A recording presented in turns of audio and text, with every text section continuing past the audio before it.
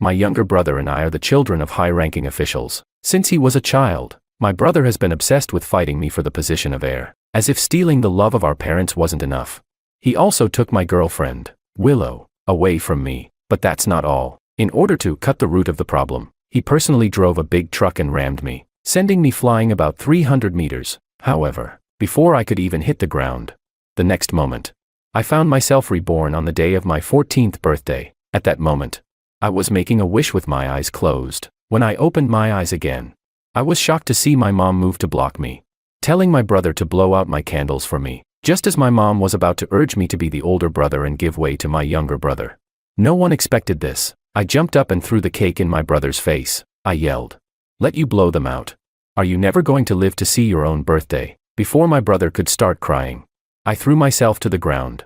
Acting crazy, I crawled across the floor in a dark, twisted manner, grabbing my hair wildly, screaming, crying, doing push-ups, walking back and forth, howling like a ghost. My parents were stunned. Chapter 1. My name is George, and I've been reborn at the age of 14. To summarize my past life in a few words: big victim. Before I was 10, I was a left-behind child. My parents worked in the city, while I lived in the countryside with my grandparents. They were old and wanted to enjoy their retirement, so they didn't think much of me. In those days, when I had no one to love or care for me, I kept telling myself that only kindness would earn love, and that if I repaid resentment with kindness, I would earn respect from others. So, I often hurt myself to benefit others. When I was 10, my parents brought me to the city and suddenly I found out that I had an 8-year-old brother. The next few years of my absurd life taught me one thing: endure for a moment and things will seem peaceful. But take a step back and people will take advantage of you. No one respects someone who doesn't even respect themselves. Chapter 2.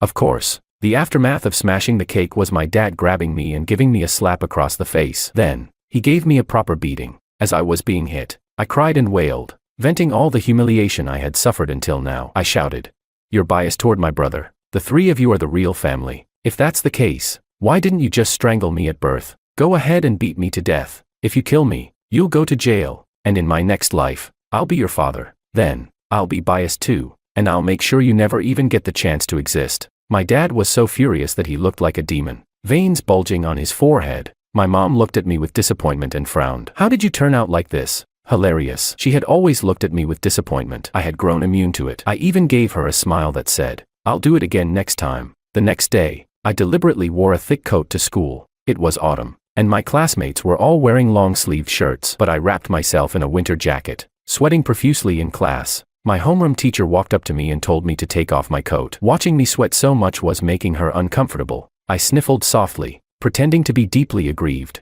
and slowly took off my coat, revealing my arms covered in bruises. The teacher called the police immediately. I swore I would study hard and repay my teacher's kindness. To be honest, it was divine intervention. My dad was a government official, a man who cared a lot about his public image, so I wasn't worried in the slightest that he would abandon me, and he probably wouldn't dare beat me to death either. All I wanted was fairness. Since no one was going to give it to me, I would take it myself. On the weekend, my mom took my brother to the mall while I was locked up at home. Before leaving, she told me to reflect on all the inhuman things I had done recently. She said, "Your dad is a deputy director now, and this is a crucial time for his promotion. Do you realize you might become a stain on his record? If I had known you'd turn out like this, I wouldn't have given birth to you at all." My mom spoke with a look of utter disgust. My brother hid behind her, making faces at me. I sat in my room for a while and suddenly remembered. In my past life, I had been a child everyone praised as obedient. They fed on me, drained my blood, devoured my flesh, took everything from me, and then told me, "You are such a good child."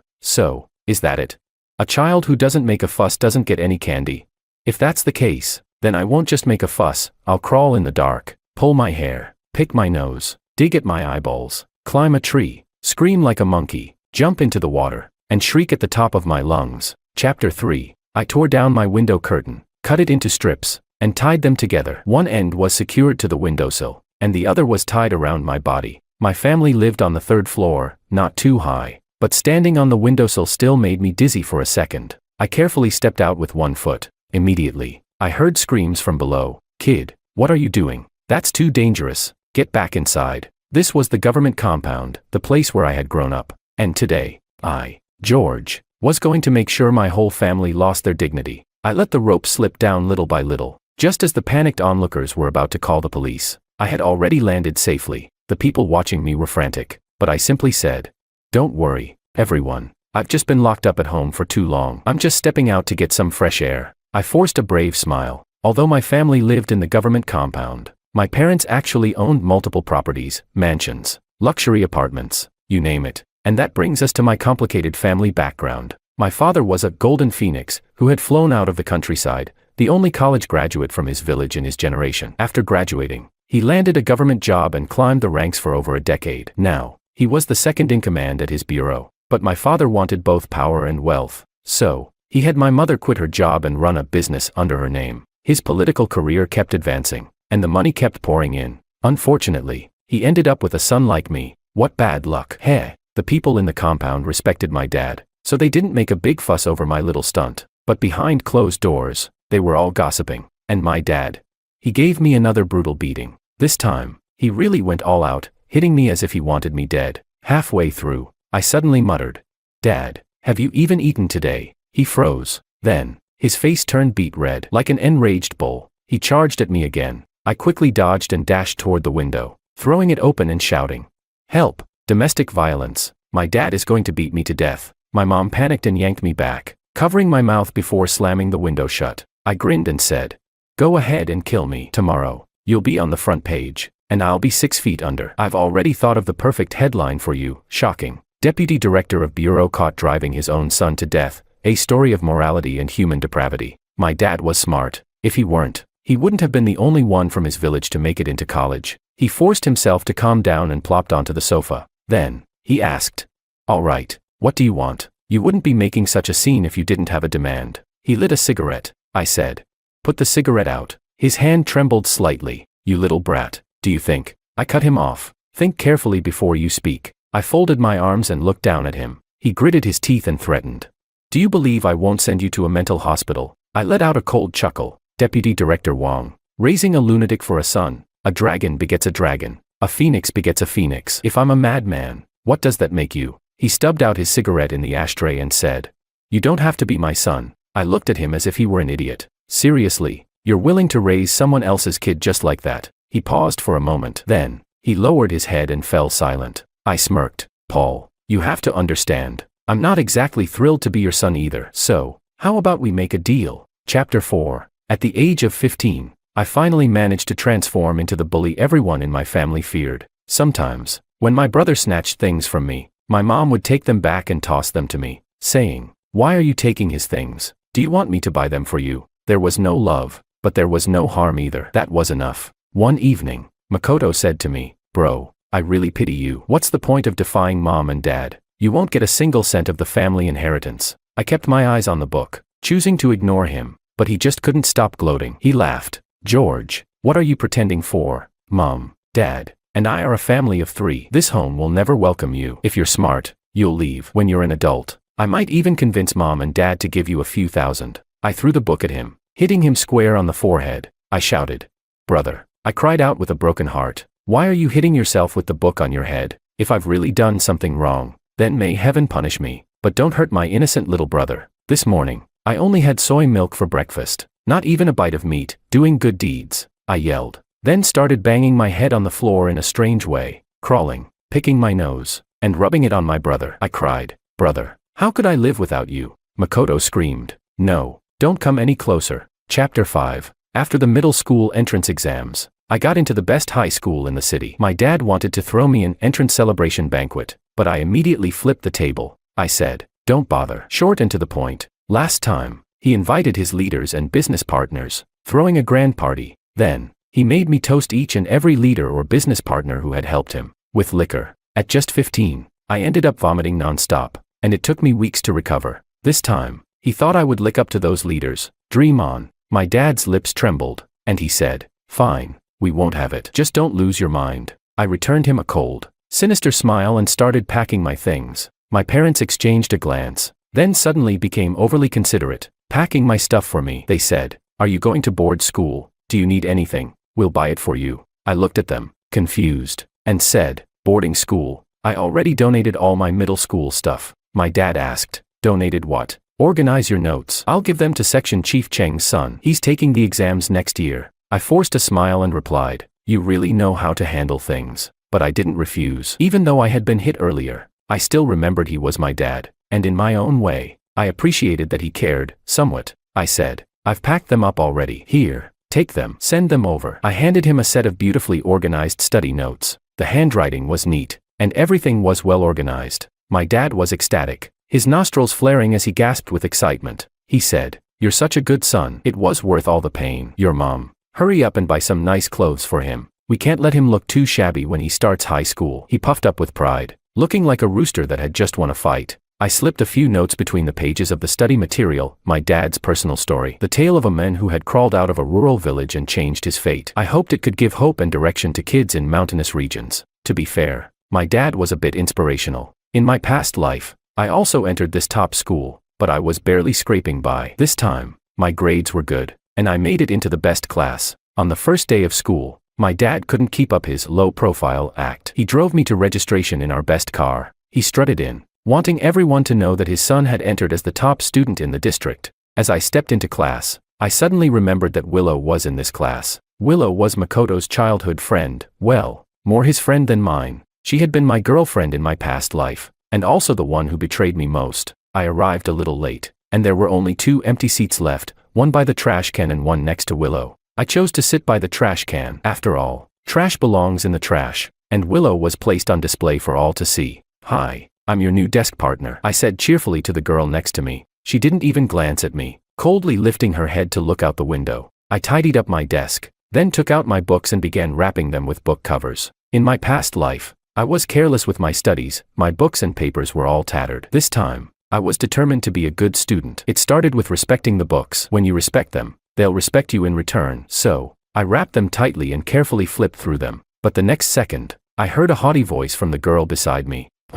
You really know how to act. What do you think this is? An antique?" I was speechless. Chapter 6. The first class was homeroom, and the teacher asked everyone to introduce themselves, starting from the first row, along with their hobbies. I thought for a moment. I wanted to say, "My name is George, and my hobby is going crazy," but no, that would be too flashy. I came here to study, not to attract attention. To my surprise, my female desk partner stood up, flipped her long hair, and said, "Hi everyone. My name is Anna. I'm the chosen one of magic. My right eye holds the power of magic, and my dream is to become the queen of the night." I was stunned. Boom. The class erupted. In the next second, I stood up and said, "My name is George, and my dream is to become my dad's father." The class was shocked. Right after that, someone else chimed in. "My name is Maria, and my dream is to become a slipper, the one my mom hits me with." "My name is Susan, and my dream is to become a princess," with Anna's wild imagination leading the way. Whatever nonsense we said afterward seemed trivial by comparison. When it was Willow's turn, her voice was gentle, with a slight smile as she said, "My name is Willow, and my dream is to open a small store and take care of lots of stray cats and dogs." I was a bit surprised. I didn't expect her to have such a dream. Thanks to Anna, the Chunibu girl teenage angst, our class got along quite well. That day would remain in our memories, shining like stars in the sky. In the blink of an eye, I was in my senior year of high school. Over these 2 years, Willow and I had kept a tacit distance. She was a reserved and introverted person. In my past life, we had been ambiguous for 2 years, and it wasn't until my senior year that I mustered the courage to confess to her, and we finally got together. But only a few days later, Makoto inserted himself into our relationship, and it became a trio. Relying on my easygoing nature, and with my parents constantly reminding me, I became practically Makoto's servant, and I always felt that as the older brother, it was my responsibility to take care of him. Somehow, I developed a strange sense of duty, though looking back, taking care of Makoto was never really my responsibility. I was just a kid myself. The past is too painful to recall. In this life, I want nothing to do with either of them. All I cared about was studying. Whoever disturbed my studies, I would bite back. Coincidentally, in these 3 years, I always sat next to Anna. She was the strangest girl I'd ever met. During class, she would rest her chin in her hand, gazing out the window, lost in thought. During study periods, she would pass notes to the person in front of her, gossiping about which boy from which class was the most handsome. After class, she would act up again. Anna would shout, "Ah, it hurts. My right arm hurts so much. Is the magic seal about to be broken? Let me try." Magic girl awakening. Transformation. I was speechless. I was extremely speechless. She had probably gotten numb from holding that pose for too long. I asked in confusion, "Anna, why is it that a Chunibu girl like you studies so well, You're always ranked first in every exam. She rolled her eyes and said, what Chinibu? Don't spread rumors and ruin my image as a cold, goddess-like figure. I was speechless. When I ignored her, she leaned in again and said, above science, there is magic. If you don't master science, how can you delve into the magical world? I stared at her, completely confused, and asked, what magical world are you trying to explore? Anna lowered her gaze, her cheeks turning pink, and whispered, for example, is love just the eruption of hormones, or is it the attraction of some unknown magical force? Chapter 7. Since I didn't want to waste time commuting between school and home, I started staying at the dorms in my senior year. If I could, I would have even slept in the classroom. My brain just isn't that smart, and even with all the effort and buffs from 2 lifetimes, I could barely stay in the top 5 of my class. In this elite class, there are those who are both smart and hardworking, and there are those who don't study at all but still come in first place, the so-called geniuses. But most of us are like me, average talent, putting in all our effort to keep up. It was a rare weekend, and I planned to head home. First, I needed to throw my dirty clothes and socks in the washing machine. Second, I needed to go home to let off some steam and relax. Driving at 70 miles per hour, I was in a good mood. The first person I saw when I got home was Makoto, sitting on the couch watching TV. He glanced at me and said, long time no see. I couldn't be bothered to waste words with him. He wasn't worth it, acting like a vegetable. If I scolded him, he probably wouldn't even react. He continued, Mom and Dad are out. Makoto said this with a grin. What a pity. When I got to my room, I noticed there were a lot of things that didn't belong to me. There were Makoto's comic books in my bookshelf, his pillow and blankets on my bed, and his scattered clothes all over the place. On the desk was his game console. Seriously, at this moment, I really wanted to poop on his bed and let him experience what it's like to be disgusted. But I'm a civilized person. I couldn't do that. I stormed out of my room and grabbed Makoto by the collar, slapping him twice. I gritted my teeth and said, Makoto, why do you like taking other people's stuff so much? Even pork prices are going up, and you're just getting cheaper and cheaper. Don't you know when to stop being so disgusting? Makoto yelled, Big brother, please, I won't do it again. Something wasn't right. This wasn't the kind of spoiled rich kid who would say such things, unless there was someone else around. I turned around and saw Willow, staring at me with wide, innocent eyes. Makoto, you're really something. She frowned and said, George, I didn't expect you to be like this. Willow looked at me with disappointment in her eyes. I calmly picked up my phone and dialed the number of someone saved as source of happiness in my contacts. Hey, Dad, Makoto brought a girl home. Makoto is dating early, I said, then quickly snapped a picture of the two of them practically glued together. I looked at Willow, my expression even more disappointed than hers, and said, aren't you ashamed? You're just a little girl, and you're doing this with my brother. Sigh. I sighed heavily. Makoto gritted his teeth and said, what nonsense are you talking? Willow and I are innocent, I said. Then swear it. Swear that if you're really with Willow, you'll never have peace. I kept stoking the flames. After all, I'm a madman, and anything a madman says is normal. Of course, Makoto didn't dare swear. He stood there, completely speechless. Willow frowned and said, George, you don't need to be so aggressive. After all these years, you've really changed. The boy who was once approachable and gentle. I'll just pretend I never knew him. I lowered my head and took 3 seconds to mourn for my pitiful past life. Then I turned and left. Arguing with them was pointless, and it's not healthy to debate with 2 people at once. It causes mental exhaustion. But my room is my domain. I slammed Makoto's game console and notebook, then tore up his blankets. I said, if your stuff ever enters my room again, this will be its fate. And that goes for you, too. I threw the torn pieces out of my room. That night, I didn't return to school. I stayed home, not for any special reason, just to wait for my dear parents. At 6 o'clock, they came back, holding plenty of shopping bags, obviously from a trip to the mall. Makoto rushed out of his room, acting very considerate, and took all the shopping bags. I sat at the dining table, watching my somewhat embarrassed mom and said, what are you standing around for? Go cook. My dad, seemingly a little scared, took a step back. I gestured to him with my head and said, you're not off the hook either. Go slice some fruit for me. After a pause, I continued, by the way, Makoto, I heard from your homeroom teacher that you were near the bottom of your class in the recent monthly exam. What's going on? Did you start dating and became a simp? Makoto glared at me with anger, but he didn't dare move with the 2 slap marks on his face. I said, go ahead and bring the things Mom and Dad bought you to my room. I'll try them out first. I shamelessly added. He gritted his teeth and said, those are for me from Mom and Dad. I sighed and said, how can you be so inconsiderate? I'm older than you. Good things should come to me first. Don't you understand? The eldest brother is like a father. Right, Director Wong. Is this how you educate your son? My dad hesitated but finally said, "Give it to him. I'll buy you new things tomorrow," I replied.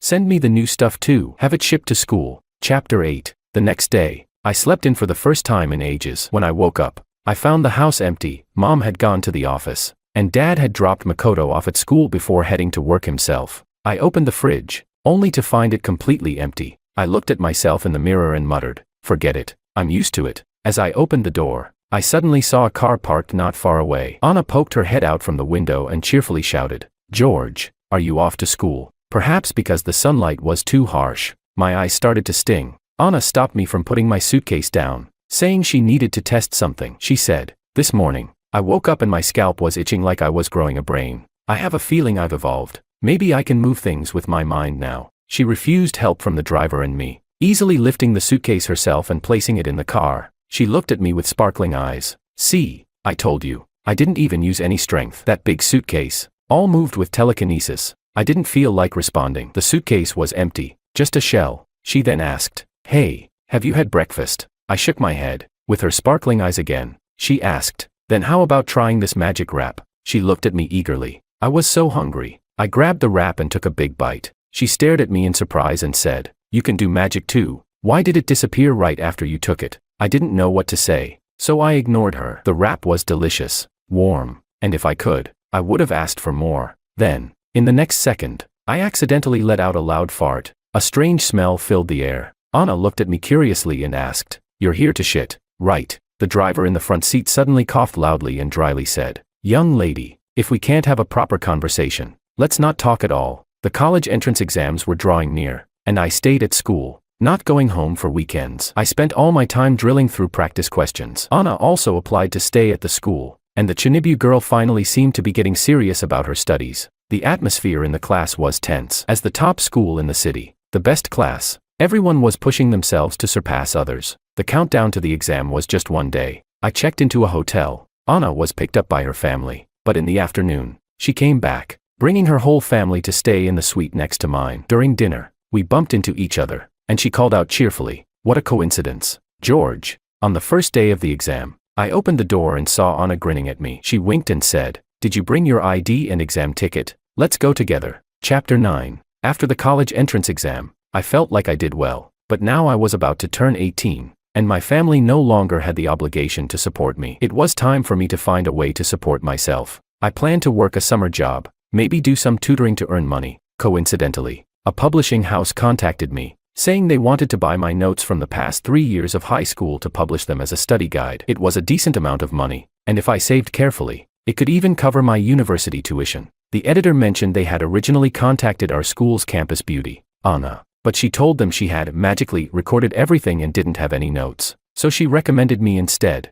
Such a benefactor. After the exams, I stayed at home, eating and drinking, waiting for my adulthood. In my previous life, my coming-of-age ceremony had been an utter disaster. My dad threw a grand banquet for me, inviting local dignitaries and powerful figures from the political and business world. During the banquet, my dad made me toast everyone, from the highest ranking to the lowest, from the oldest to the youngest. Some kind-hearted people advised my dad, saying, "Don't make him drink too much, he's just a kid." My dad smiled widely and replied, "What's there to be afraid of? He's an adult now, a real man. How can he not drink?" I started to feel dizzy from the alcohol and instinctively looked for Willow. She was surrounded by a group of rich second-generation kids, with Makoto standing next to her. They were all laughing. One rich kid, with a mischievous grin, asked her, "Willow, describe your boyfriend in 3 words." Willow, as if she had lost a game of truth or dare, pouted and waved her hand, saying, "Black, short, strong." I was speechless. The rich kid leered and asked, "Where's he black? Where's he short?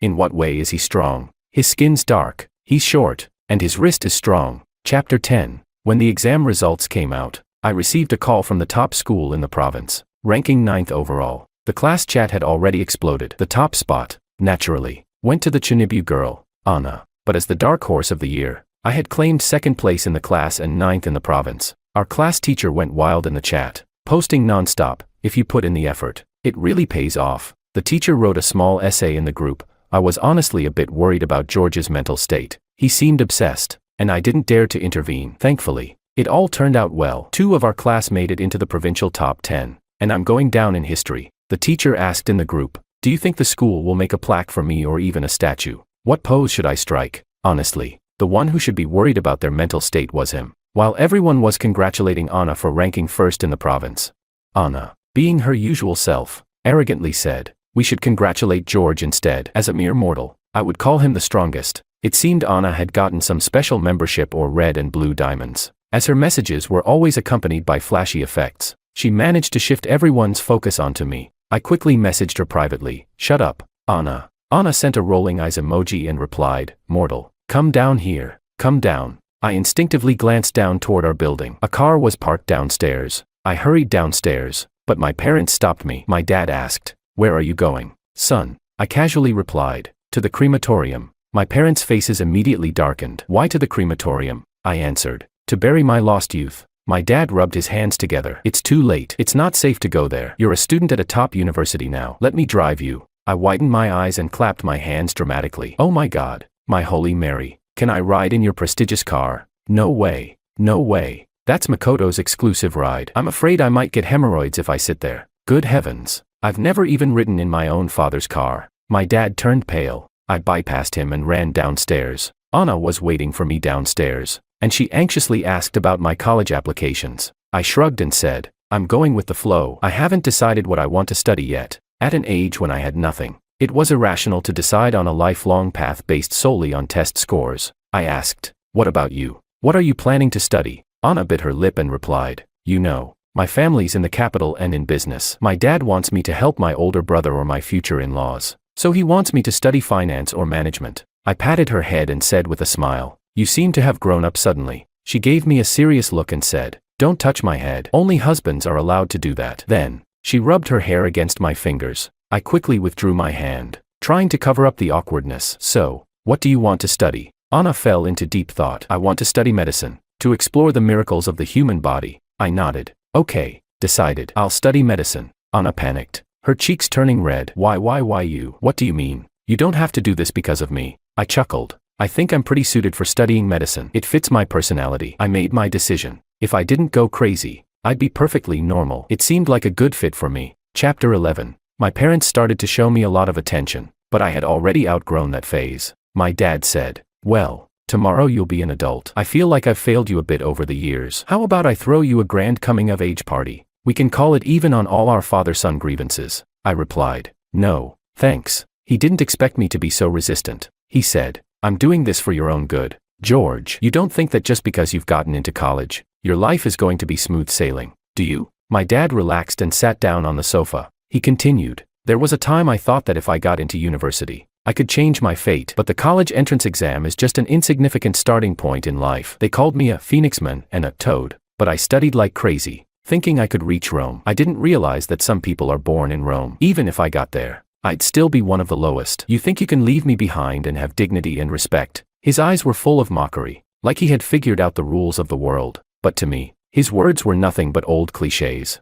I remained calm and said, "You helped me. What exactly did you help me with?" "Help me become one of the lowest in Rome too, and just be at other people's disposal." Paul lit a cigarette and said, "No, you can stand on my shoulders and see the world. After all, you're my only son." I froze. What did he mean by that?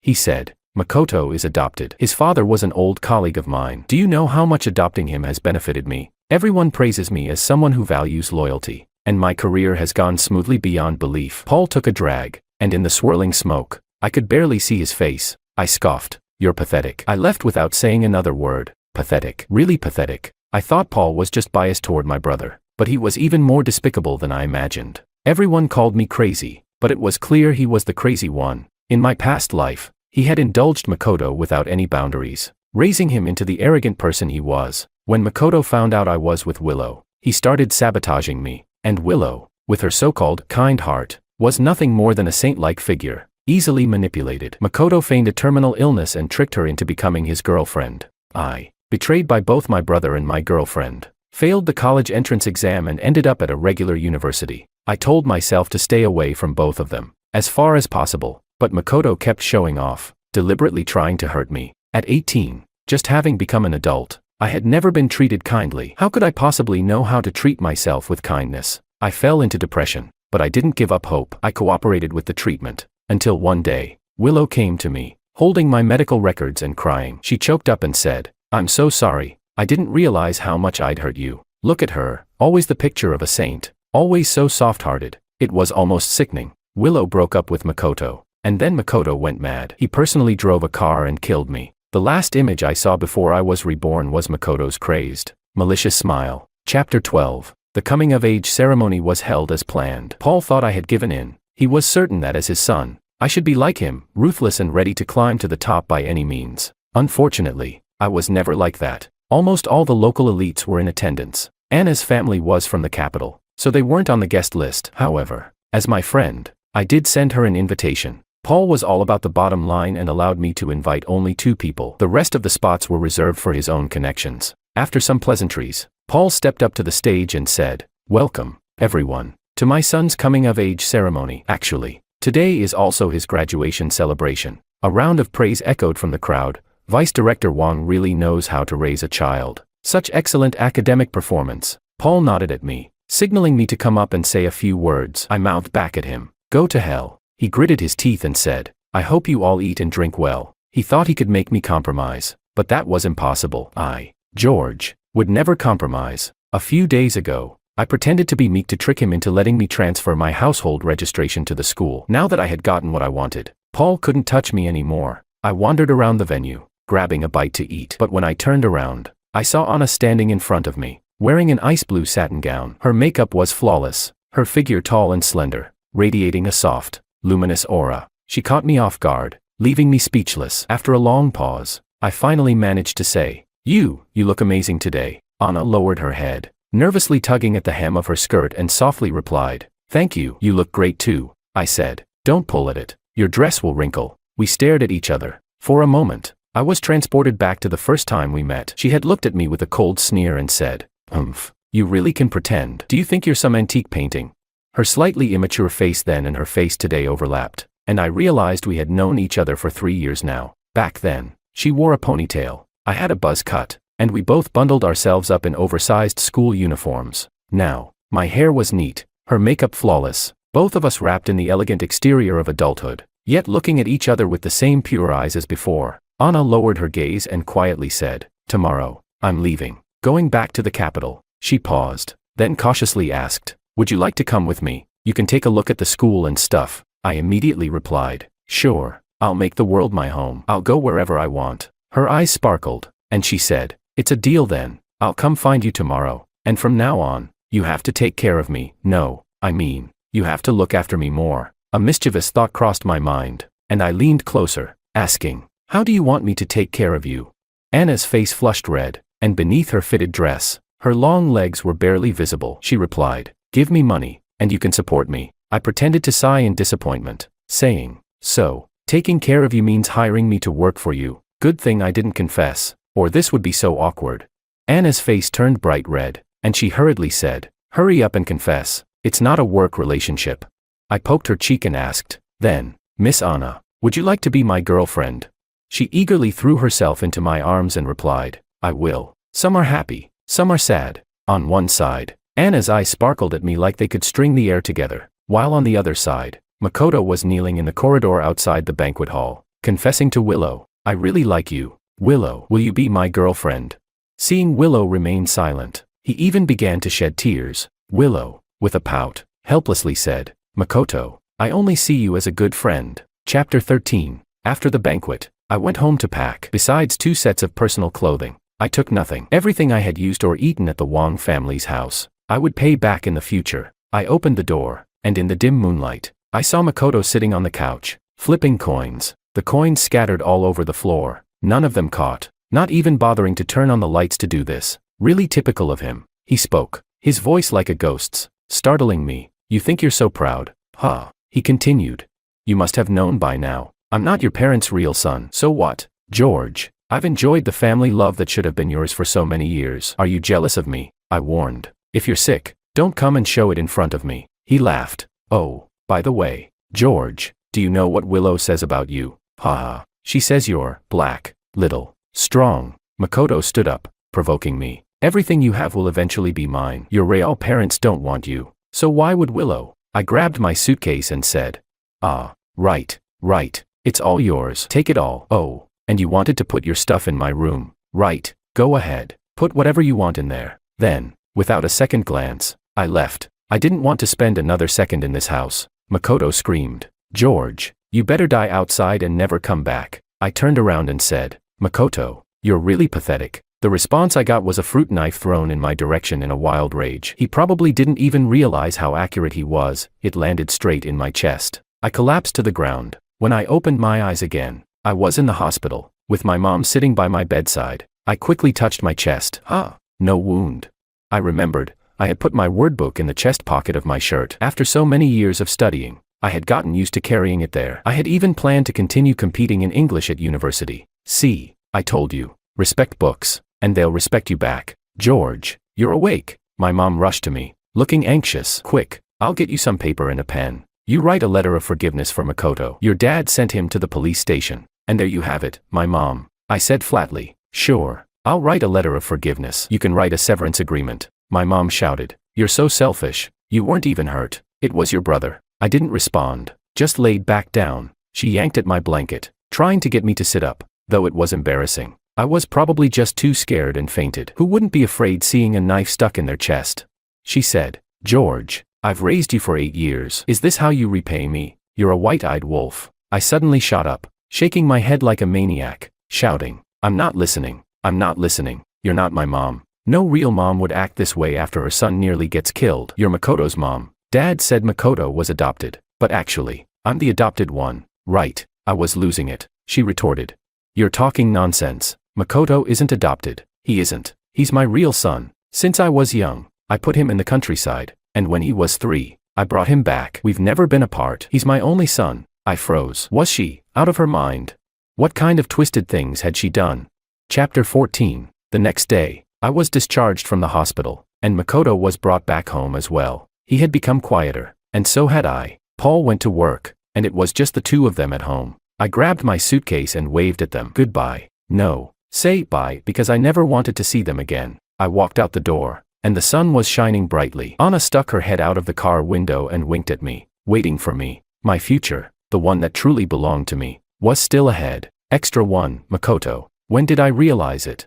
It was when I was 6 years old. I noticed that I didn't look like my parents. Some people said I wasn't their biological child. They looked at me with pity, saying that my father was a subordinate of my real father, and that I was adopted. My dad always looked at me from above, filled with compassion, while my mom gave me all her love, but she would look past me, always staring at someone else. When she looked at me, she would zone out and call me George. Later, she rarely mentioned George anymore. When she looked at me, all I saw was love. When I was 8, the real George came back. He was very dark, very thin, small, with cracked lips and rough hands. I was so much better than him. My parents must have loved me more. Yeah, all the best food and the fun things were mine. Whenever I wanted something, I would see George helplessly give it to me. George was unnecessary. This family didn't welcome him. I don't know when exactly, but the thought took root deep inside me. Mom spent more and more time looking at him, and Dad's gaze at him was filled with something almost like fireworks. George's personality was weak, easy to bully. When I turned 12, George suddenly changed, like a madman. I gloatingly watched him get beaten, his body covered in wounds, thinking to myself, the harder they beat him, the better. Kill him. I don't want this brother. But Dad didn't. Later, George got into a top university, and he was finally leaving. But why did he have to go to the same school as my goddess, the girl I'd liked since childhood?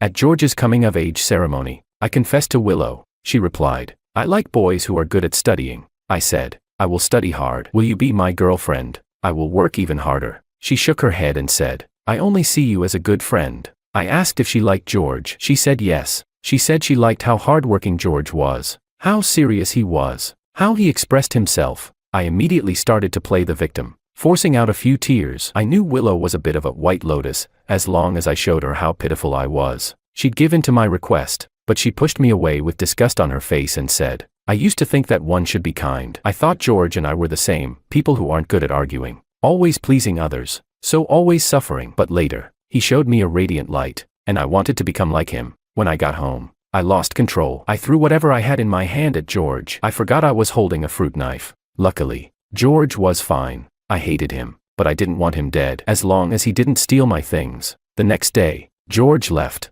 dragging his suitcase behind him. Dad said to me, Once you're of age, you can leave too. His gaze at me was like he was looking at filth. Overnight, I lost everything. For the rest of my life, I never saw George again. At 18, I didn't get into university and was kicked out by my family. That's when I finally understood the hardships of life. Years later, I realized it was as if I had been the one stealing George's things. Those things were always his, and I was the thief. Extra 2, Makoto's mother. My name is Sophia, a girl who worked hard to get into college and became a teacher, hoping to change my fate. When I was 23, I met Paul, someone who, like me, had worked his way up. We got together, and had a healthy, chubby boy. Paul asked me to quit my job, but I refused. I knew how hard I had worked for my position. I could give up my life, but not my job. I wanted to hire a maternity nurse, but Paul refused. He said, as just a clerk, with so many eyes on him, how could he afford to hire someone?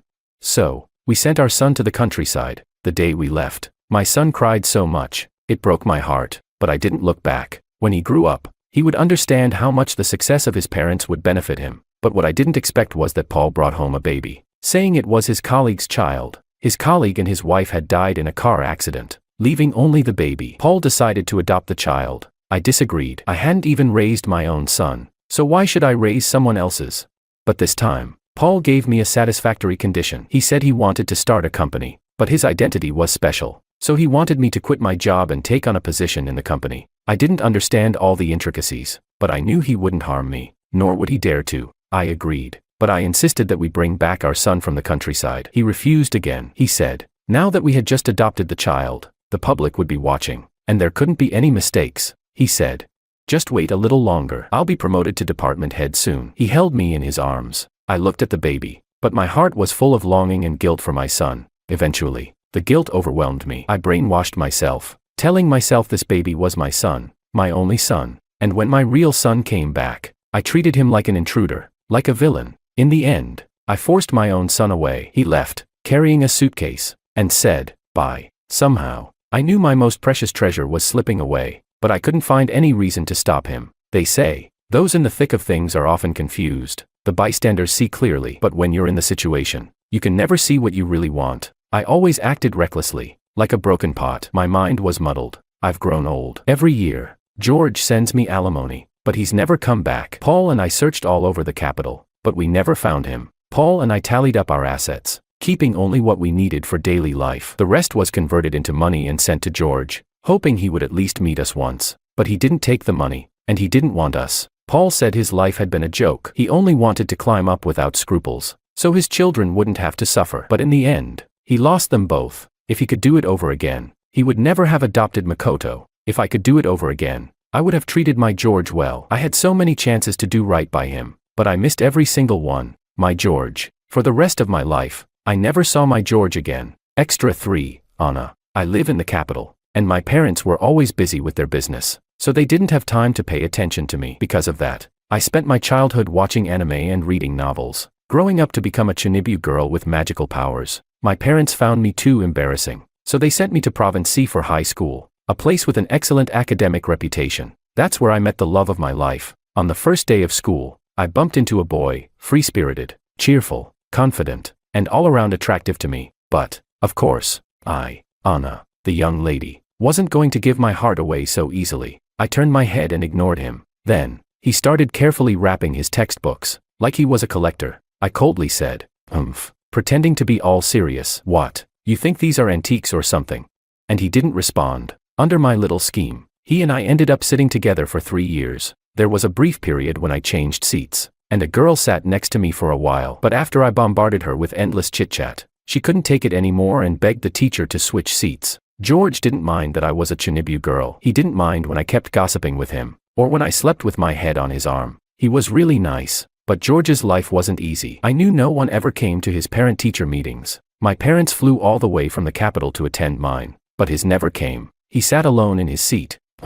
I directly decided to make my mom his mom. My mom raised her eyebrows at me, then smiled at George and said, "Hey, kid, how about I come to your parent-teacher meeting? Let's practice. You can call me Mom." George looked a little dazed and hesitated, before calling out, "Mom." I was so happy I almost jumped out of the window, rolled on the ground, and climbed up onto the podium to show off. After high school graduation, I finally became George's girlfriend and came to the capital with him. My dreams had come true. And I felt so happy, so incredibly happy. The only downside was that George was in medical school, and he was so busy that I rarely saw him. It was a little unfair. And there was another thing, this woman named Willow, always dressed to the nines, running to the medical school. I felt like slapping her. I didn't get what she was thinking. That's my husband. Does she think she can be a mistress?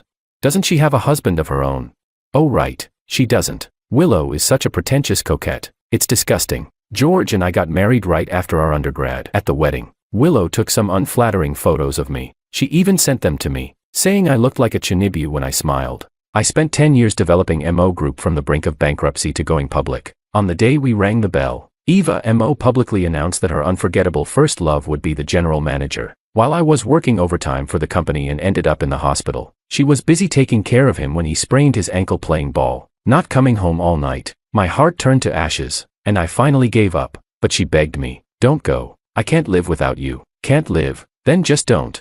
At the celebration party, Eva publicly announced the appointment of Diego as the general manager, with an annual salary of millions. Immediately, everyone's slightly amused eyes turned to me. Industry insiders all knew that I was Eva's boyfriend. From a company on the verge of bankruptcy to a public listing, I had poured countless efforts into family MO. From opening up the market to planning projects, I handled everything. As for Eva, she only needed to stand tall and be the chairman. And now, suddenly appointing a general manager to replace my position was equivalent to a blatant slap in the face. Compared to everyone else, Eva didn't notice my embarrassment at all. Her eyes were always on Diego. She held his arm, accompanying him around to meet prominent figures in the circle, and from time to time, she would look up and smile at him. The shyness and admiration in her eyes were just like back then. The atmosphere at the party was terrible, so I took a glass of red wine to the terrace. I drank too quickly, and the sour liquid slid down my throat, making me cough. "Luis, are you okay?" I looked up. It was Carolina, the eldest daughter of the Gu family, the richest family. I put down the glass. "I'm fine." Tisk. Still pretending to be strong, Carolina sat down beside me. "People are stepping all over you. It's none of your business." As long as Eva was willing, I didn't care. "Consider coming to Chew Group." "As long as the old man is alive, I won't go." Carolina leaned over and stared at me. "Their old feelings have rekindled. They're lovey-dovey every day, and you can stand it.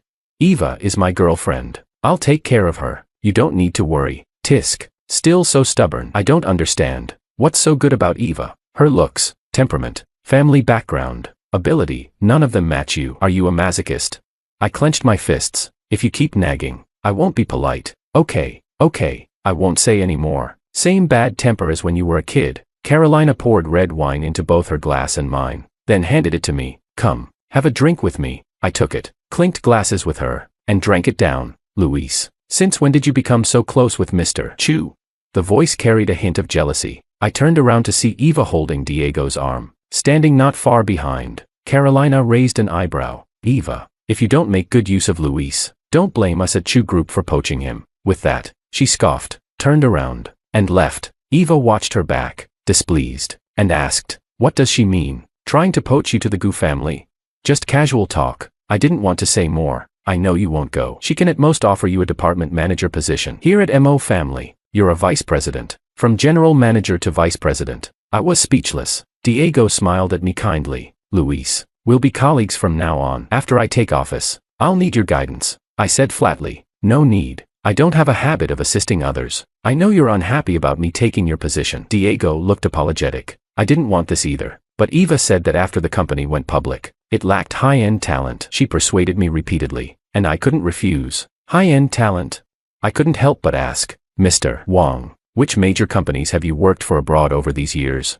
Diego's gentle demeanor cracked a bit. "Luis, I worked hard to bring Diego back. Don't make trouble." "Okay." Eva snapped at me. "It's just a general manager position. Why must you compete with Diego? I've let you be general manager for 10 years. It's time for someone else. Diego has a master's degree from abroad. It's not a demotion to be his deputy." "Eva, as long as you say the word, I can step down from the general manager position, but I won't be a vice president." Being a stepping stone was bad enough. I didn't want to be a simp. Anyway, Eva and I were about to get married. It was better to leave the company and enjoy some home life. Diego interjected. "Luis, I just returned and am not familiar with the business. If you leave abruptly, it might cause losses to Eva's company." "Diego, it's kind of you to think of me." Seeing her smiling tenderly at him, my heart sank. After 10 years of dating, She had always been spoiled and capricious with me. I thought that was just her nature, but it turned out it varied by person. Luis, you must be the vice president. I want you to hand over all your work and resources to Diego within 3 months. Eva, don't say no. Eva said angrily, if you keep making a fuss, give Flower back to me. I don't want it staying with a petty man. Fine. Diego looked at me with a smile, his eyes full of pride. Eva knew how to handle me. After 10 years of dating, I had always obeyed her. Whenever we quarreled, as soon as she mentioned Flower, I would yield. Flower was a cat Eva gave me when we were kids. When I was 10, my parents divorced, and my mother took me away with nothing. From a favored child to a nobody, my classmates mocked and teased me. Only Eva said nothing but secretly put a kitten in my school bag. It was a newly born kitten, with messy fur and a bit dirty. It became my only companion for many years. Right now, Flower was lying in my lap. At 18 years old, Flower was said to be equivalent to a person in their 80s or 90s. I cherished its remaining time and held it whenever I was home. Flower was attached to me but not to Eva. Eva didn't like it either and often took it from my arms and threw it on the carpet. I bent down to pet Flower and let it play on the side. Eva, we agreed to prepare for the wedding after the company went public. When do you think we should set the date? Eva's expression was unnatural. There are still many things not ready. Let's wait a bit longer. You just need to choose the wedding dress and attire. I'll handle the rest. All you think about is getting married. Getting married. Eva walked around the room irritably. Can't you think about me for once? Diego just came back. Isn't familiar with the business yet. And there are 2 major projects halfway through. How can I think about getting married? Don't worry. I'll help him complete these 2 projects. I placed my hands on her shoulders to comfort her. Let's have dinner together tonight. I made your favorite squirrel fish. Eva pushed my hands away. I have a meeting with Diego and a client. You eat by yourself. For the next half month, I worked with the planning department every day until midnight. On one hand, the client's timeline was tight. On the other, the plan was revised over and over. After Diego took office, every planning proposal had to be approved by him. Each time we submitted it, he would send it back. The plan is no good. Redo it. We revised it version after version, but it was never approved. When we asked him what the problem was, he wouldn't say. Finally, Manager Chen of the planning department lost his patience. This is the result of Ming assistant manager and his team pulling several all-nighters. We've really done our best, Diego said. Doing your best is not enough. I want perfection. Boss Wang, tell us what's wrong, and we'll revise it according to your requirements. You've been doing this for so many years and can't even see the problems. How did you manage before? Diego's gaze swept over everyone and finally landed on me. Manager Chen turned red with anger. The planning projects that Mo family has done over the years have always been well received by clients. Diego's face darkened. Are you implying that I lack judgment? Manager Chen didn't respond, silently acknowledging. If you think I'm incompetent, then you don't need to work under me. Go to finance and collect your salary, and don't come in tomorrow. What do you mean? I've worked for Mo family for so long and never made a mistake. What right do you have to fire me? I'm the general manager. If I want to, I can fire anyone. During the argument, Eva came in from outside. What's all this noise? I could hear it from far away. Eva, you're just in time. Diego looked dejected. I can't be the general manager. I think I'd better leave. Eva glanced at everyone. Diego, what happened? Manager Chen and his team are all Mr. N's people. I can't manage them. I'm sorry to disappoint you. With one sentence, he directly pointed the blame at me. Luis, are you making things difficult for Diego again? Eva glared at me. I said, Manager Chen and his team produced several versions of the plan, and Mr. Wang didn't approve any of them. We just wanted to know what the issues were. Is that too much to ask? I just strive for perfection and want each plan to be the best, bringing the greatest benefits to the company. Eva, am I wrong to do that? You did very well. Eva patted Diego to reassure him. You're looking out for me. Manager Chen didn't follow orders and openly contradicted me, affecting company morale. I had no choice but to set an example. All right. Without hesitation, Eva said, Pablo, you don't need to come in tomorrow. I pleaded. Eva, this has nothing to do with Manager Chen. It's me who. Before I could finish, Eva coldly interrupted. He dared to defy Diego because he has your backing. Let me make it clear today. This company is mine. If I appoint Diego as general manager, he is your superior. His words represent my intentions. Anyone who disobeys will be dismissed by Diego. This applies to everyone in the company. When she said the last sentence, Eva's eyes were fixed on me. She was making it clear to everyone that no one could defy Diego, including me. Manager Chen was ultimately dismissed by Diego. He didn't even give him the chance to resign voluntarily. Pablo had been with me for 5 years, capable and loyal. I couldn't just stand by and do nothing. On the day he left, I called Carolina. I have a very capable assistant leaving my team. Do you need anyone on your side? Anyone you recommend can't be bad. Let him report to HR tomorrow. After hanging up the phone, I told Pablo, if you're willing, take my business card to the Gu family tomorrow. They'll arrange a suitable position for you. Thank you, Mr. Ming. Pablo's dejection turned to joy instantly. After all, the Gu family was a business giant. Getting into such a big company was a rare opportunity. Before leaving, Pablo repeatedly advised me to be careful. MO Group now is just like Xiaoga in the Fengshen legend. Eva is blinded by Diego. You, as the main wife, must be cautious. After sending Pablo off, I felt a dull pain in my lower right abdomen. In the early years of starting the business, I often stayed up late and had irregular meals, leading to chronic appendicitis. These past few days, with both exhaustion and anger, it flared up again. I was about to take some medicine when the planning department came in to ask how to revise the plan. Print a new copy and send it to Mr. Wang in a couple of days. Will that work?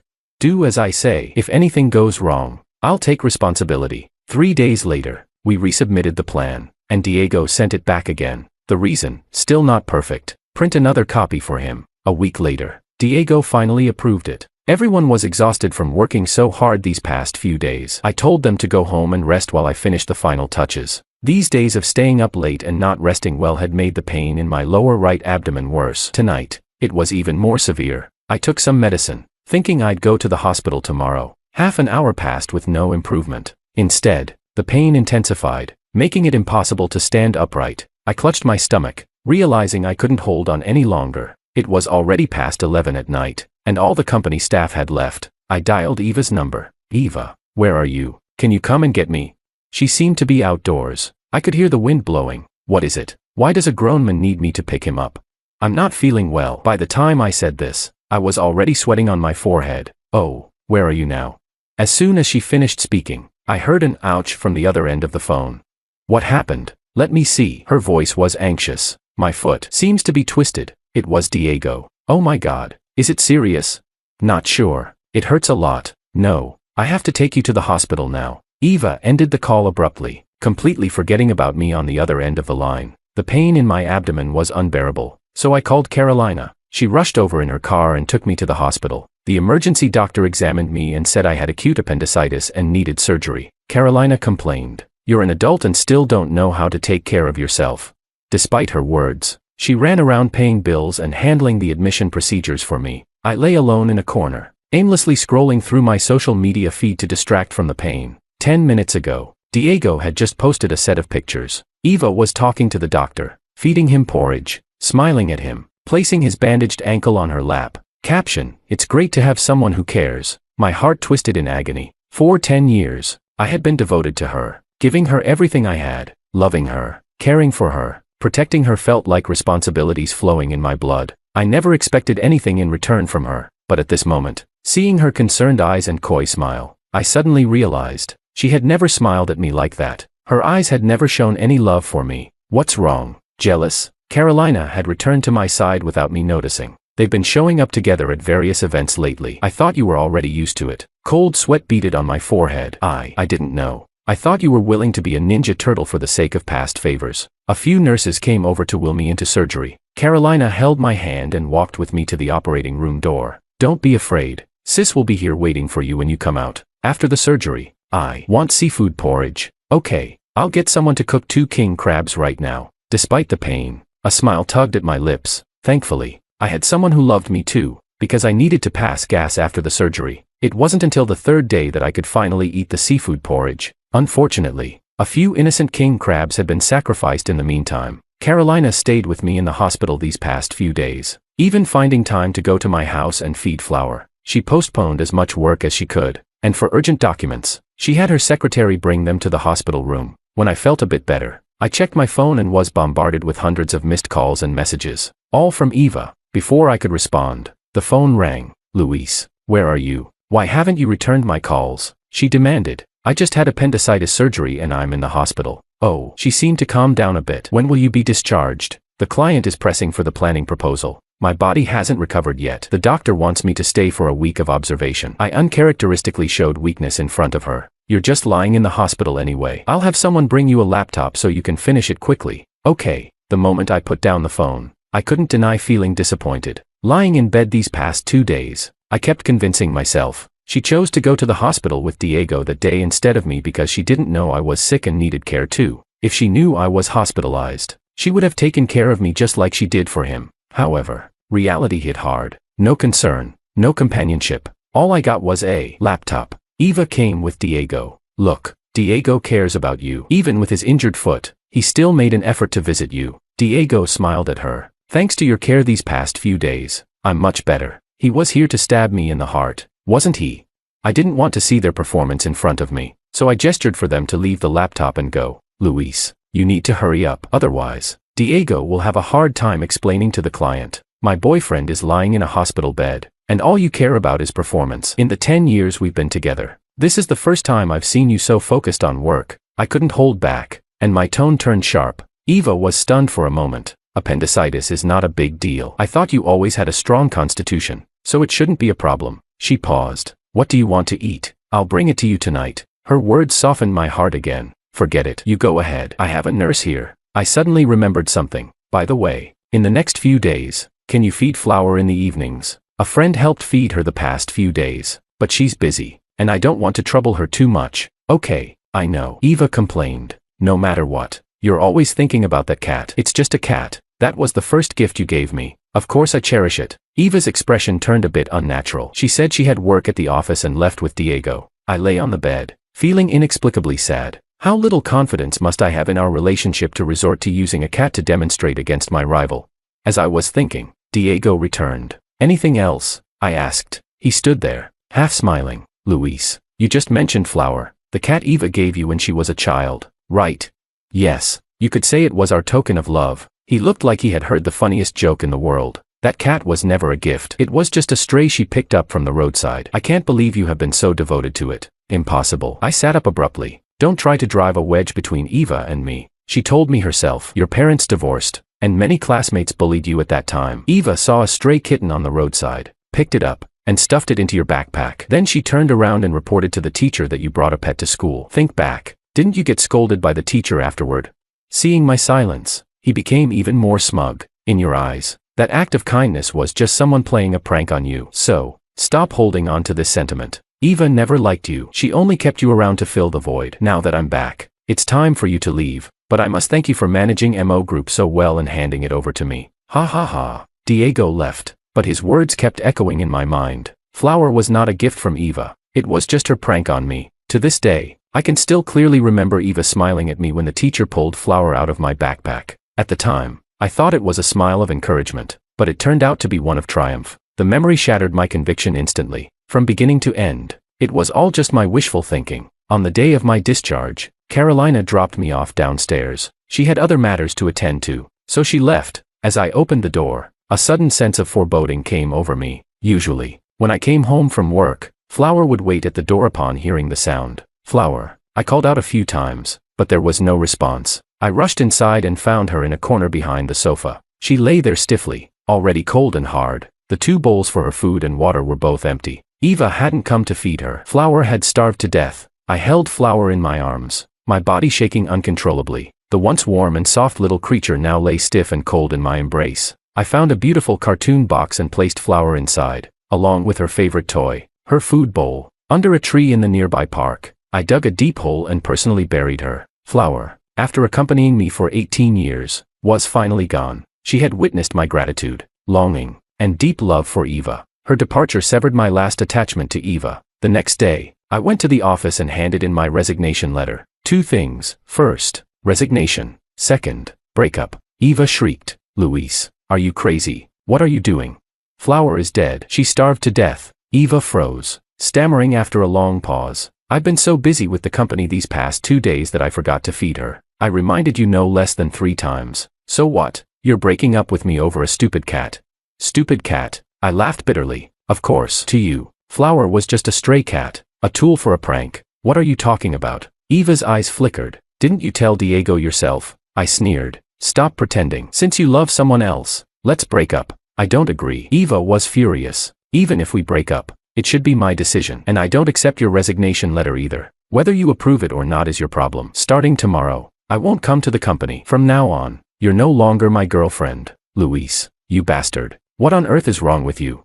I calmly said. I'm not crazy. I'm just completely disillusioned with this relationship. Eva, you like Diego, right? I give you your freedom. From now on, you two can be together without ever having to separate. My previous tolerance and patience made it hard for Eva to accept the current me. Seeing me walk out, she threw a fit and swept the documents off her desk onto the floor. Luis, if you dare leave today, don't ever think about coming back. I will never forgive you. I waved my hand behind me without looking back and left without any hesitation. Just like Carolina said, a relationship with no value should be cut off like an appendix. After resigning from the company, I packed a small bag and bought a ticket to a Southeast Asian island. For 10 years, I had been working tirelessly. Now, lying under the clear blue sky, basking in the tropical sun, listening to the sound of the waves, I felt an intoxicating sense of relaxation. But the good times didn't last long. Less than 2 weeks later, someone came looking for me. Carolina, Luis, I'm sick. I jumped up from the beach chair. The last time I heard those words was when my mother was diagnosed with lung cancer. What's wrong? My voice trembled. After all, she was the only family I had left in this world, biologically, excluding that father of mine. The doctor said there's a problem with my digestive system. If it progresses, it could turn into colon cancer. How could this happen? You've always been healthy. Tears welled up and streamed down my face. Don't be afraid. It's not that serious yet. The doctor just suggested I shouldn't overwork myself and need to rest well. I wiped my tears. Then stop working and come vacation with me. She shook her head. I can't. The two sons of the old witch are always eyeing the top positions in the Gu family. If I step down, the old men will definitely arrange for them to take my place. The Gu family is the legacy left by Grandpa. I can't let it fall into outsiders' hands. If it weren't for this, when Mom and Dad divorced, I wouldn't have stayed with that old man. I said, but you can't risk your life for this. I have no choice. Even if it costs my life, I have to protect Grandpa's legacy. Unless. She paused. You come and help me. I scrutinized her for a while. Are you lying to me just to get me back to the Gu family? She pulled out a piece of paper. Here, the medical report. I unfolded it and read it carefully. It was filled with medical terms, and at the bottom, the conclusion was, colon polyps. Seeing my puzzled expression, she explained, my polyps are different from ordinary ones. They're more dangerous, considered a precancerous condition. You can look it up. Sigh. I know you hate the old man. Ever since Mom divorced him, you never wanted to see him again. It's okay. I'll fight them on my own. As long as you're happy, I'll have peace when I meet Mom in the afterlife. My nose tingled. Sis, stop. I'll go back with you. Really? Are you sure it's not too much for you? You've sacrificed so much over the years. It's my turn now. Together, we'll drive out the old witch and her sons from the Gu family. Good. And the old man too. We'll kick them all out. I hugged Carolina tightly, feeling the long-lost warmth of family. I didn't notice the large X she drew on the soft sand with her high heel. Carolina and I took the same flight back to the country. The next day, I assumed the position of consulting manager at Gu. My grandfather started his career with consulting and planning, and the consulting company held a unique position within the entire group. He had only one daughter, my mother, who had no interest in business, so he groomed his son-in-law as his successor. But soon after my grandfather passed away, Joel Gu had a mistress. My mother couldn't tolerate it and sought a divorce. During the division of assets, she discovered that the company had already become an empty shell, with all assets transferred to the Gu family name. My mother left with me, harboring deep resentment, and passed away a few years later, heartbroken. No one understood my mother's regrets better than I did, and I was determined to reclaim the company with my own hands. Thanks to Carolina's prior arrangements and my reputation in the consulting industry, taking over the company was smooth. As she was leaving, Carolina asked me, do you want me to get back at Eva for how she treated you? No, I'll handle my own affairs. We're in the same industry, so we'll inevitably run into each other. Don't go easy on her. Do I seem like the kind of person who mixes personal and professional matters? I brought MO Group to where it is now. I can bring it back down. Good. That's the brother I know. Carolina left happily. On my first day in office, I reassigned Manager Chen to my general office. Pablo was ecstatic. Wow, I'm so lucky to work with Mr. Ming again. I said, don't celebrate just yet. I have an important task for you. I handed him a list of MO Group's key consulting and planning staff. Contact these people and see if any of them are willing to join Gu Consulting. Their salaries will be doubled. No problem. Leave it to me. Actually, I've been in touch with some people at MO Group. Many of them are already looking to jump ship. Diego is a complete outsider who knows nothing and just gives random orders. Today he wants this. Tomorrow he wants that. Everyone's frustrated and fed up. I had thought Diego was just targeting me, but it turned out he treated everyone the same way. Hasn't Eva said anything about his behavior? Diego takes credit for the good work and blames others for the bad. The worst part is, Eva seems to be completely under his spell. Great news. I raised an eyebrow. Bring those people over and set up a separate department. You'll be in charge, specifically to compete with Diego. Got it. You can count on good news soon. Pablo, eager to get back at Diego, went off cheerfully. I smiled slightly. MO Group was in danger. As I expected, Diego's chaotic management caused widespread resentment within MO Group. The planning department staff, whom I had recruited from various places, readily submitted their resignations when they heard I was recruiting them to go consulting with double salaries. The funniest part was that Diego, thinking they were resigning to spite him for my sake, approved all their resignations without a second thought. By the time Eva arrived at the company the next day, those people had already joined GU Consulting. Eva stood in the empty planning department, bewildered. If you let all these people go, how will the company handle new projects?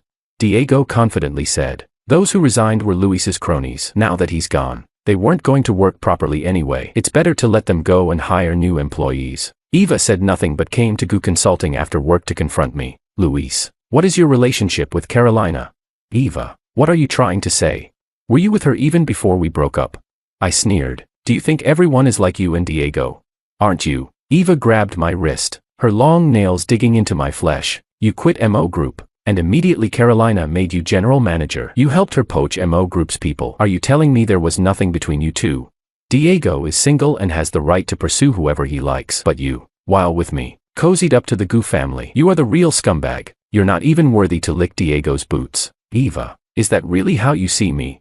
My wrist hurt from her grip, but the real pain was in my chest. She was my first love, and I had loved her with all my heart for 10 years. When MO Group was on the brink of bankruptcy, Diego abandoned her and left for 10 years. Yet she never spoke ill of him. I stood by her through thick and thin, but she repaid me with harsh words. This was the woman I thought I could spend my life with. I asked, do you know what my name was before I turned 7? Eva looked confused, not understanding where I was going. When I was 7, my parents divorced. I took my mother's surname. Before that, my name was Luis Gu. I am Carolina's younger brother. Do you understand now? Eva looked as if she had been struck by lightning, her face turning pale. I'm sorry, I didn't know that. I was just speaking without thinking. Words spoken in haste often reveal true feelings. Eva, thank you for personally severing the last shred of affection I had for you. Eva looked panicked. Luis, I admit I misjudged you, but there's really nothing between Diego and me. You made him the general manager, replacing my position. You let him hold your waist and attend various public events. When I had appendicitis, you hung up on my call for help to take care of his sprained ankle. If that's not love, what is? Stop lying to yourself. You've already made your choice between him and me. Eva lowered herself and pleaded. Luis, I admit I didn't handle things well. Come back. MO Group can't do without you. Come back. You want me to come back and watch you and Diego be all lovey-dovey? I looked at her and said calmly, Eva, we have broken up. From now on, we're just strangers. Let's not dwell on the past. Diego lived up to his word by hiring a batch of planning personnel at below-market salaries. Soon, due to a major contract, GU Consulting and MO Group faced off directly. I entrusted Pablo with this project. I'm giving you a chance to go head-to-head with Diego. Don't let me down. Thank you, Mr. Ming. Pablo was raring to go. I'll make sure to grind him into the ground. Pablo had been the manager of the planning department for 5 years and had the capability to handle things independently. He worked with the planners who came over from MO Group, and after a week of hard work, they produced a comprehensive plan. On the day of the bidding, Pablo and I ran into Eva and Diego. There were 4 or 5 companies participating in the bid that day, with GU Consulting and MO Group being the most likely to win. The order was decided by drawing lots, and GU Consulting was up first. Pablo spoke eloquently, with a detailed plan and solid data. When the client representative asked a few questions, Pablo answered fluently. When it was MO Group's turn, Diego presented their plan. After just a few sentences, I couldn't help but laugh. As the saying goes, an expert knows the ropes. Diego's plan seemed to be cobbled together from past proposals, filled with data scraped from the internet, and presented as something new. He seemed somewhat unsure of himself, frequently flashing his trademark smile at the female client representative. I could hardly hold back my laughter. Using charm in such a setting, what a move. Eva, standing beside him, looked increasingly displeased. As expected, GU Consulting won the contract. Pablo proudly came to me to claim credit. Mr. Ming, how was this battle? Excellent. Keep up the good work. Got it. You can count on it. The industry is small, and in the following months, GU Consulting and MO Group crossed paths frequently. Pablo, determined to prove himself, consistently outperformed Diego. Eventually, Eva couldn't take it anymore and came to see me again. Luis, you built MO Group from the ground up. Do you really want to see it collapse? I responded calmly. What are you trying to say? You know Diego's capabilities are limited. Why are you targeting him? We're in the same industry. Competing for business is inevitable. It's all about skills, Luis. Even though we've broken up, you still own 10% of MO Group's shares. Can you really stand by and watch MO Group go bankrupt? I had almost forgotten about that. Back when MO Group was on the brink of bankruptcy, many shareholders were selling off their shares to stabilize the situation. I borrowed money to buy them up. I gave her two options: either you buy my shares at market value, or I'll sell them to someone else. Luis, do you have to do this? Eva said anxiously. Let's not bring personal feelings into work. You've always been very professional. Yes, and right now I'm talking business. I shrugged. Since you appointed Diego as general manager, the company's performance has been declining. For my personal financial interests, I don't want to hold on to MO Group shares anymore, but I don't have enough funds right now. Then I can sell to someone else, but you might lose your controlling interest. Eva is the largest shareholder with 45%. I hold 10%, and the remaining 45% is scattered among other shareholders. Losing control means MO Group would no longer be under her command, and her position as chairman would be in jeopardy. Luis, I don't believe you would be so ruthless. Just wait and see. I contacted potential buyers to discuss the sale of my shares in MO Group. The news caused quite a stir, and soon everyone in the industry knew about it. Diego was terrified that if Eva lost her controlling interest, he would also be ousted as general manager. He persuaded Eva to use all the company's liquid funds and even mortgage their current villa to scrape together enough money to buy back my shares. From then on, I had no further ties to MO Group or Eva. Upon joining GU Consulting, I learned that MO Group's rapid rise in recent years was partly due to Carolina's concession. The consulting company was founded single-handedly by my grandfather, and after Carolina took over, she implemented an iron-fisted policy, overhauling the internal staff and appointing her trusted allies in mid to high-level positions. Externally, she expanded the business and secured a place in the international market. Few domestic consulting firms could compete with GU Consulting, except when facing MO Group. GU Consulting would deliberately step aside. This gave MO Group the opportunity to rise. However, now that I was in charge of GU Consulting, MO Group would not be so fortunate. I split the planning department into two divisions. The original planning department of GU Consulting focused on high-end clients. The team of former MO Group employees led by Pablo formed a new department, specializing in the mid to low-end market. Pablo, being the gossip he was, never missed a chance to share some juicy tidbits during his work reports. I heard Eva recently hired a planning director from abroad. Because of this,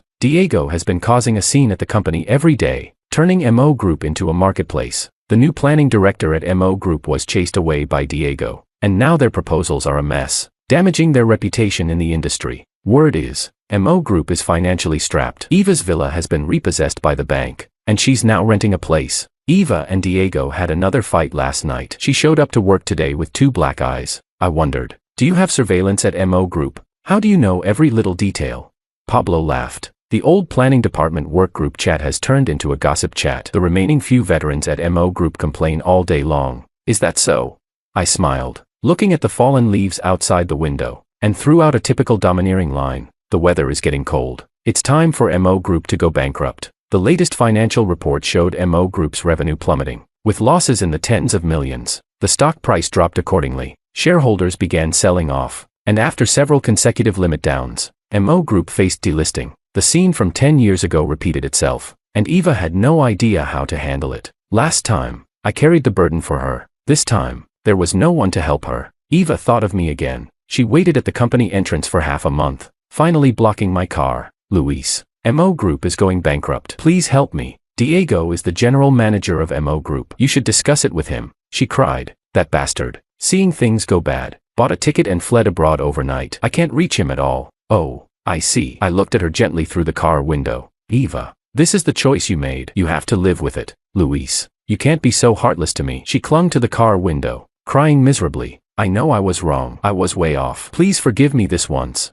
Luis, without you, MO Group and I can't survive. Sorry, I'm very busy and don't have time to help you. If you really can't go on, don't force yourself. The bodyguards pulled her aside, and the car drove off. In the rearview mirror, Eva collapsed on the ground. She seemed unable to believe I could say such heartless words. I wasn't lying when I told Eva I was busy. Carolina seized control of the entire GU family group while the old man was hospitalized. She conducted a major purge within the company, placing her people in key positions. The old witch and her two sons were desperate and fought back fiercely, but Carolina had cleverly obtained evidence of their embezzlement and reported it to the old man. In his younger years, the old man had been quite the philanderer, but as he aged, he became more concerned about his bloodline, especially seeing me return to the Gu family. He no longer cared about his 2 stepsons and was coaxed by Carolina into relinquishing the chairman position and transferring most of the company shares to us. Carolina became the chairman and immediately sent the old man to live abroad. After returning from the airport, she kicked the old witch and her sons out of the house. The old witch cried and cursed Carolina for being unfilial and threatened to find the old man. Carolina sneered. I sent him to a nursing home in Northern Europe. If you don't mind the cold, go find him. But even if you do find him, it won't help. The shares are in Luis's and my names. If he dares to say no, I'll stop paying for his nursing home. The old witch, still defiant, conspired with her sons to kidnap Carolina, but we were prepared and set a trap, sending the trio off to prison. 6 months later, the Gu family group was renamed Ming Family. Qing Ming Festival. Carolina Gu, no, she's Carolina Ming now, and I went to visit the graves. She placed the flowers, and I set out the offerings. Grandpa, Grandma, Mom, we have come to see you, Carolina said. I added, we have reclaimed the company. The Ming family is thriving under sister's leadership. You can rest in peace. Turning to Carolina, I said, sis, you haven't been resting well. Let's go for a follow-up at the hospital. Carolina looked puzzled. Check what?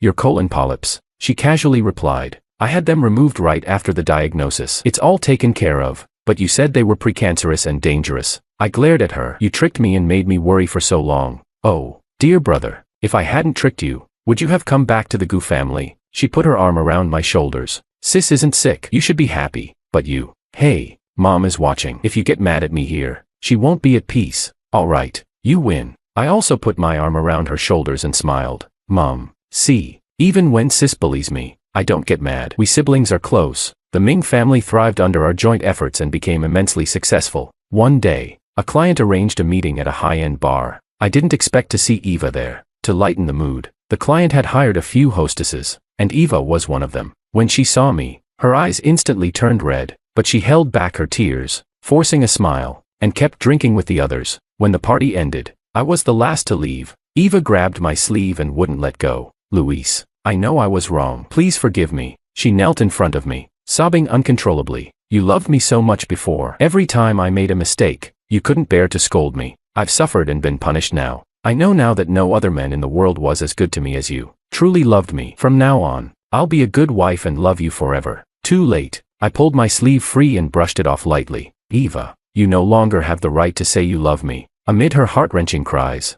I left the bar. I walked out of her world.